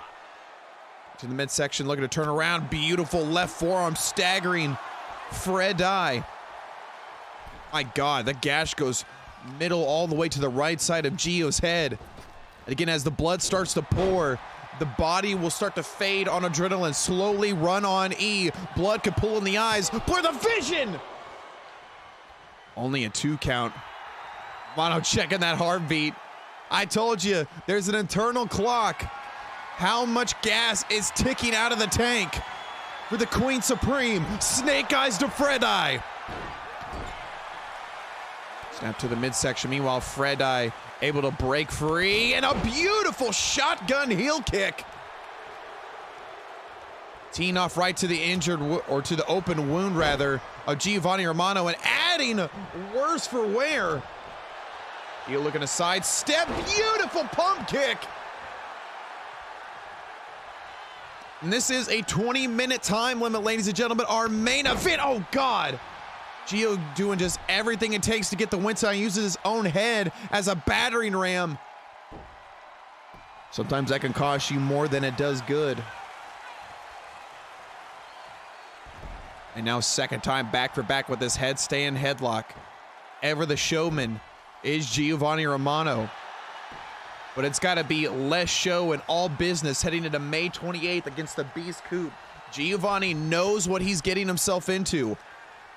I mean, crazy to think. Oh, hold the phone, ladies and gentlemen. Apron DDT right. Oh, God, the Fred Eye. I talked moments ago about the intensity of Giovanni Romano, and it is on full display tonight. As I was mentioning earlier, a year ago in Season 4, Giovanni Romano was on the shelf for quite some time, not due to Suku and no Alexander, but Gio almost lost his career at the hands of the Beast Coop with a shovel. Gio knows the power, the strength, the aggression that lies within the Beast. And if you have the Alpha, the CEO, backing the Beast Coop heading into May 28th, Giovanni Romano has got to find that extra level within him. Gonna turn things around right now. Going for a straight jacket crossface to Fred Eye. Trying to wear down the body. Smart thinking. And Fred Eye with 2 decades, that's right, 2 decades of pro wrestling experience under his belt. Giovanni Romano, obviously not that much, not even a decade in, but both have equally long gas tanks. They can go the deep waters, have arguably the iron lung, but the kitchen sink thrown into thrown into the mix, but only a 1 count. Fred Eye trying to figure it out. Oh, beautiful drive-by kick. Looking to go rebound for a second drive-by. Romano quickly pulling Fred Eye up to his feet here. Look to set him up. Maybe for an AA. Counters out of it, goes for a right jab. Hits that one, left. And a knee right to the nose of the Queen Supreme. Fred Eye saying the end is near. And what a way this all rake the eyes, backing the champ to the corner. And now tossing Giovanni Romano damn near coast to coast. Lucha Freddy was once our high flyer. You talk about showmanship for Giovanni Romano. Lucha Freddy was the one that was always going to give you a show and a 5-star performance. Now it's all about, oh, good God almighty, what a super kick! The 2! Fred Eye is all about adding bodies to the body bags.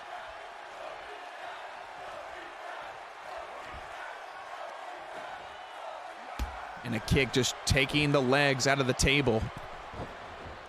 Lets the champ fly flat back straight to the canvas. And Fred Eye, if you actually take a closer look, you can see blood pooling in the mask of Fred Eye. A lot of people can be a detriment. Meanwhile, Luth ends by Giovanni Romano. Someone as crazy has become overly sadistic as Fred Eye is. I think blood is just an accelerant for this man. Kick to the midsection. Giovanni Romano was caught looking. DDT. Cover attempt on the cover. The 2. Oh my God.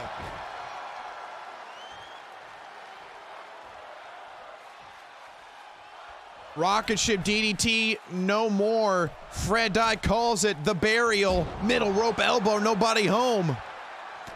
Giovanni turn around. Queen's Gambit. Queen's Gambit connects. Queen's Gambit connects. Hooks the leg for the cover with the 2. Oh my God.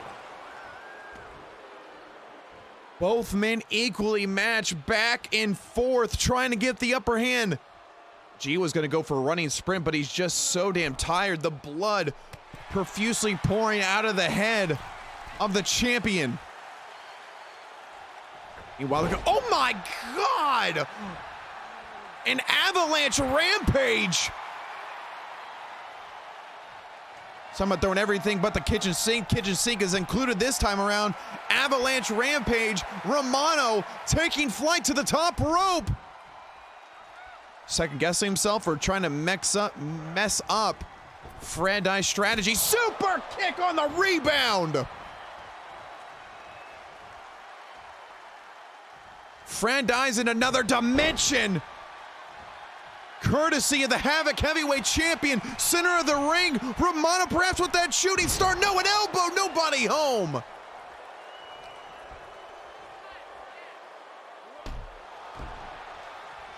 Mother's Day Madness has been absolutely stellar tonight, but these two are tearing the house down in Havoc. Now looking to choke the life out of Gio here. Yeah, look at the body is fading, losing oxygen. The wound is open, and it's a matter of time before no matter how hard Giovanni wants to fight, the body is just going to give up. Stomp right on the face. Red Eye talking a little trash a second time to the open wound. Come on. Wendy Chu's gonna have to step in there if Giovanni can't defend himself, as that wound keeps getting bigger and bigger by the hands of Fred Dye. Wendy Chu could throw in the white towel, giving Fred Dye the big win. Fred Dye is gonna give the people what they want. Rocket ship DDT off the top, no! Single-handed hammer drop with the 2. Fred Dye says that was a pretty slow count by Wendy Chu. Fred Dye smothering the Queen Supreme, thrown into the ropes with a ripcord pull back in, follows up with a clothesline, turning Gio around now. And again, stomping on the arm, piece by piece, taking the champ down to an absolute nothing.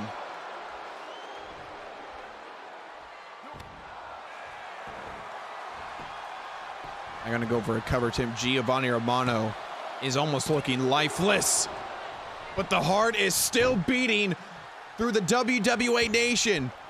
Giovanni Romano, the man of the people, having the will to carry on, but is this enough to stop the heart by the burial of Fred Dye? Giovanni's foot on the bottom rope gives him the life support, but Fred Dye, with a smile on his face, knew he had the champion. Oh my God, Giovanni is just... Referee, you may have to step in.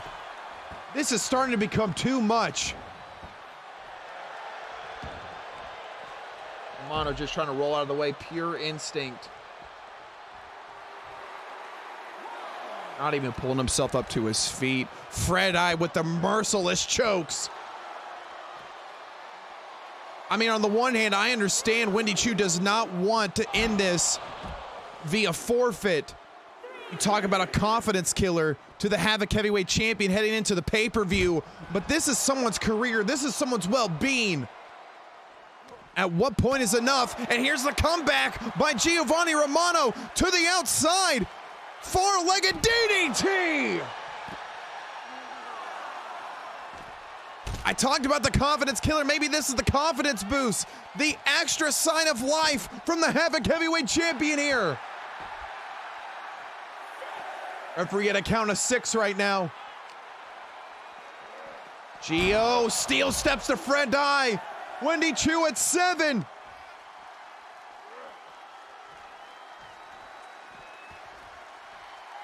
Referee at a count of 8. Giovanni Romano doesn't want to win via counter, but he's just trying to get his bearings back together. Fred Dye sprints in at the last possible second, shoving Gio to the ropes. Gio with an elbow breaks free. Low roundhouse right forearm. Snapmare takedown, holding that headlock. Fred Dye rolls through. Havoc Heavyweight Champion Giovanni Romano pulling Fred Eye up to his feet. Pop up. Oh, good God almighty! Throwaway powerbomb, but Fred Eye just no-sold it. Goes to the outside with a smile, mocking the nation. Gio can't believe it. There's Fred Eye to the ropes now. Another rebound, super kick. Go for the cover. There's some distance with this leap. Gio's calling Fred Eye up to his feet, up in the air, leaping, super kick connects. But Fred Eye able to counter out of it, pushing Giovanni out of the way. Romano rolls right back in the ring, right jab by Lucha, left jab, right uppercut, kick to the midsection, haymaker, shot to the body. And again, just wearing down every last bit. We are coming up to the final couple minutes here, ladies and gentlemen. 4 minutes remain on this bout.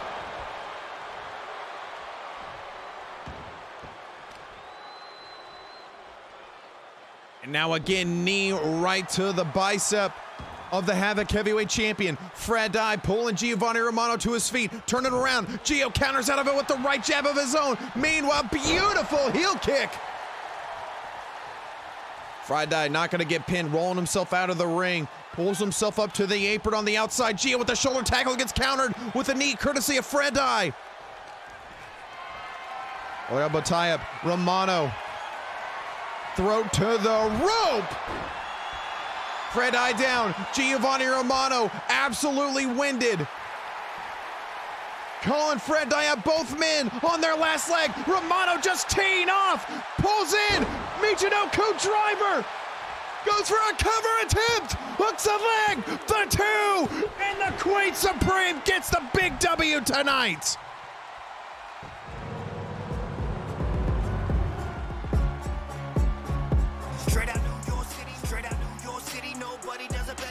Ladies and gentlemen, the winner of this contest, this is the Queen Supreme, Giovanni Romano!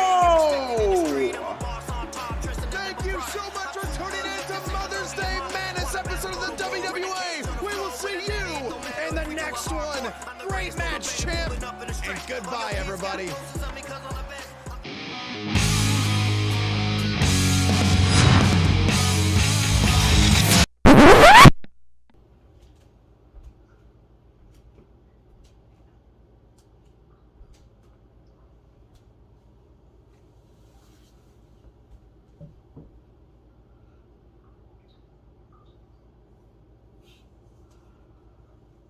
I've heard everyone's been asking, where's the CEO been? What's going on with the silence? And I thought, now it's time to talk. Grab yourself a seat. You see, it's time to address the WWA Nation and the locker room. Man, woman, centaur. The commentators have been saying that Season 5 has been filled with controversy. What season has it been? I myself have been absolutely befuddled with the idiocy of the locker room. I don't know if these rookies were spoon-fed in these minor league promotions of E-Feds, or they could just step up and demand what they want and they're given to. Let me remind you where you are. You are in the #1 E-Federation on Twitch, the WorldZY Wrestling Association. You're here because you're great. You're here because you have somewhat potential. But who are you to demand matches? Michelangelo Coop, Evan, Mr. Perp may be the GMs, but the buck stops with the guy who can make you or break you. These rookies, these kids that come back from a year-long absence and demand a title match right out of the chute. Right out of the chute. Let me tell you something. you couldn't be more wrong. To me, you're a joke. Speaking of jokes, we went along with idiocy. I heard there was a man from the United Kingdom that said he can talk with the best of them.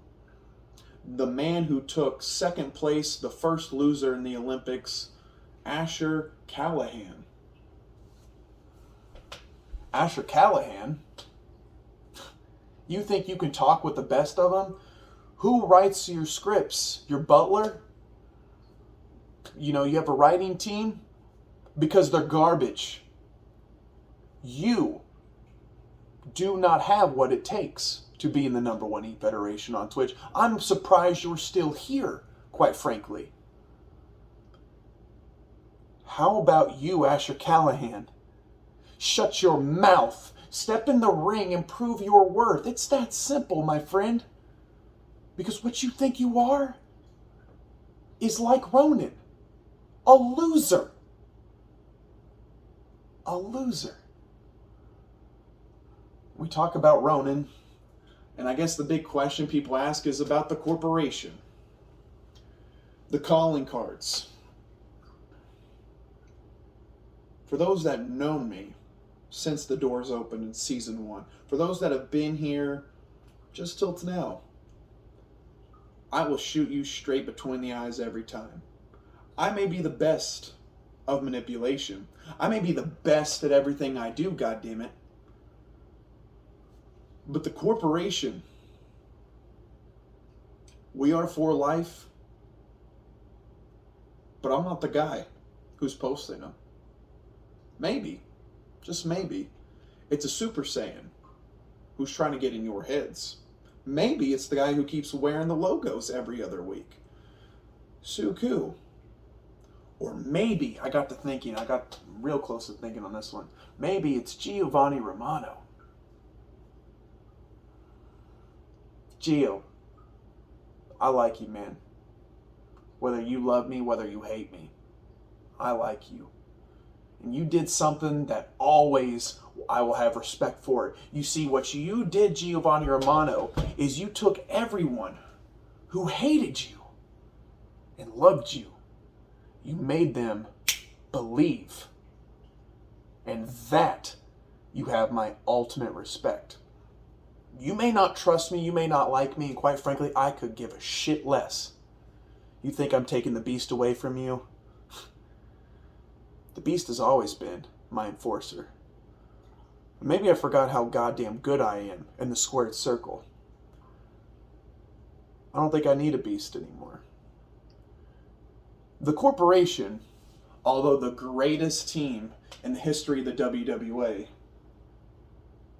is not here. If it is, it's not me. And I'm going to prove that to you right now. You have 1 week's time, Giovanni Romano, because you are going to pick your match against the Beast Coup. Any stipulation. The Corp interferes, you're disqualified, or they're disqualified. Nobody can be there, they're fired from the WWA. I don't care what stipulation you want. You make it. Because this right here is the ultimate test. I'm going to prove to you the corporation is not here. I'm going to prove to you most of all. You can trust me, right? TikTok, WWA Nation. I'll see you soon.